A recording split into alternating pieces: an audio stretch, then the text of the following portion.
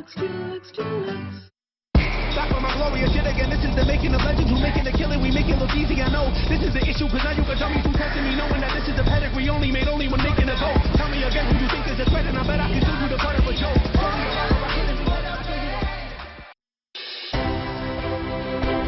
नमस्कार, मैं हूं अनामिका पांडे और आप देख रहे हैं रिपब्लिक भारत की विशेष पेशकश महाराष्ट्र की विकास गाथा। इस विशेष पेशकश में हम आपको दिखाएंगे महाराष्ट्र की वो बड़ी और महत्वपूर्ण खबरें जो सिर्फ न राज्य की दिशा बदल रही हैं, बल्कि विकसित भारत के सपने को साकार करने में सहायक भी साबित हो रही हैं। तो चलिए शुरुआत करते हैं उन बड़ी खबरों से जो सुर्खियों में रही। महाराष्ट्र सरकार ने एक बार फिर औद्योगिक विकास को नई दिशा देते हुए 9 कंपनियों के साथ 80,962 करोड़ निवेश के एमओयू साइन किए। ये एमओयू मुंबई में आयोजित AIIFA स्टीलेक्स 2025 स्टील महाकुंभ में किए गए। मुख्यमंत्री देवेंद्र फडणवीस की उपस्थिति और केंद्रीय मंत्री प्रहलाद जोशी के हाथों से स्टील महाकुंभ उद्घाटन समारोह को संपन्न हुआ। इन बड़े एमओयू से राज्य में करीब 40,300 नए रोजगार के अवसर निर्माण होंगे। इन परियोजनाओं के जरिए गढ़चिरौली, चंद्रपुर, नागपुर, वर्धा, रायगढ़, छत्रपति संभाजी नगर और सतारा जैसे जिलों में बड़े औद्योगिक प्रोजेक्ट लगाए जाएंगे।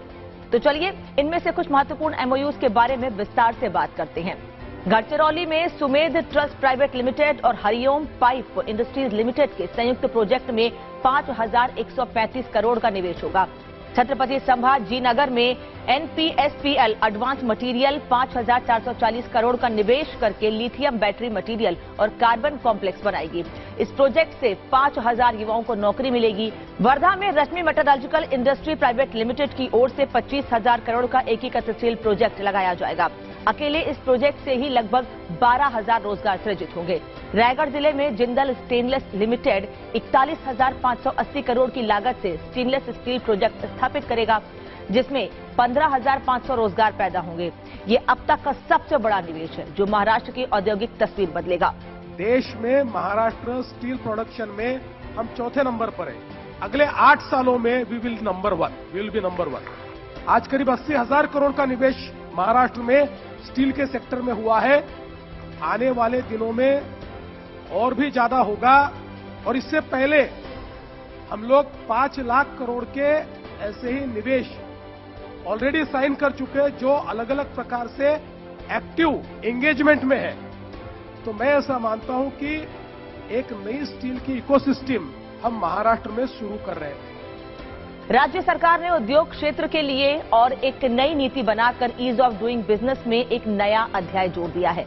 महाराष्ट्र में सूक्ष्म, लघु और खाद्य प्रसंस्करण उद्योगों को बढ़ावा देने के लिए अब एक निश्चित सीमा तक भूमि के लिए गैर कृषि परमिट की शर्त हटा दी गई है। इससे उद्योगों को समय पर परमिट मिल सकेगा और उत्पादन शीघ्र शुरू हो पाएगा। मुख्यमंत्री देवेंद्र फडणवीस ने अमलनेर बीड रेलवे लाइन का उद्घाटन किया और बीड से अहिल्यानगर के लिए ट्रेन को हरी झंडी दिखाई। ये रेल सेवा परिवहन से कहीं अधिक है। ये विकास का माध्यम है। जहां पटरियां बिछती हैं वहां उद्योग पनपते हैं, व्यापार समृद्ध होता है और अवसर बढ़ते हैं। ये नई रेलवे लाइन बीड सहित पूरे मराठवाड़ा के लिए समृद्धि और उज्जवल भविष्य की नींव रखेगी। और अब बात करते हैं हवाई कनेक्टिविटी की। मुख्यमंत्री देवेंद्र फडणवीस ने सोलापुर वासियों को एक बड़ी सौगात दी है। 15 अक्टूबर से मुंबई और सोलापुर के बीच सीधी फ्लाइट शुरू होगी और साथ ही साथ सोलापुर से बेंगलुरु के लिए भी फ्लाइट सेवा शुरू होगी। इस सुविधा से सोलापुर को मुंबई और दक्षिण भारत के औद्योगिक केंद्र बेंगलुरु से सीधी और तेज कनेक्टिविटी मिलेगी। रेल मंत्री अश्विनी वैष्णव की मौजूदगी में Mumbai Ahmedabad bullet train project के तहत शिलफाटा और घनसोली के बीच 4.88 किलोमीटर लंबी सुरंग बनाने का काम पूरा हो गया। सूरत बिलीमोरा के बीच हाई स्पीड कॉरिडोर का पहला चरण दिसंबर 2027 में शुरू हो जाएगा। बुलेट ट्रेन से मुंबई और अहमदाबाद के बीच का सफर सिर्फ 2 घंटे 7 मिनट में पूरा हो जाएगा। अभी इस दूरी को तय करने में 9 घंटे लगते हैं। महाराष्ट्र के उप मुख्यमंत्री एकनाथ शिंदे ने मुंबई में राज्य स्तरीय स्वस्थ नारी सशक्त परिवार अभियान का शुभारंभ किया।